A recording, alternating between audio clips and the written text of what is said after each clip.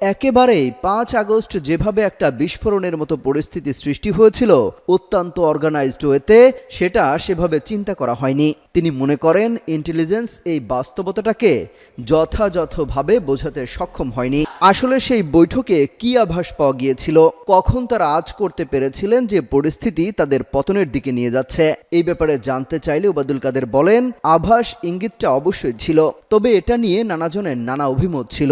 এটা আসলে কি ধরনের পরিস্থিতি সৃষ্টি করছে সেটা নিয়ে আইন শৃঙ্খলা রক্ষাকারী বাহিনী, সেনাবাহিনী, তারপরে সিভিল ব্যুরোক্রেসি, পার্টির এমপি, মিনিস্টার অনেকেই ছিলেন। এই ধরনের বিষয়ে আলোচনা হয়েছিল। পরিস্থিতি কখন টের পেয়েছিলেন সেই প্রশ্নের উত্তর দিয়েছেন তিনি।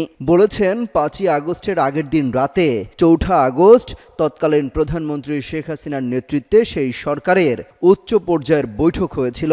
ওই রাজনৈতিক পট পরিবর্তনের ইঙ্গিত দেওয়া হয়েছিল বিভিন্ন বাহিনী থেকে। এই ধরনের নানা আলোচনা হয়েছে বাংলাদেশের রাজনীতিতে। ৫ আগস্ট সকাল থেকে যেভাবে মৌমাছির চাকের মতো ঢাকায় ঢুকতে থাকে মানুষ, তার কোনো কিছুই সেভাবে আজ করতে পারেননি সাবেক প্রধানমন্ত্রী শেখ হাসিনা সহ আওয়ামী লীগের মন্ত্রীরা।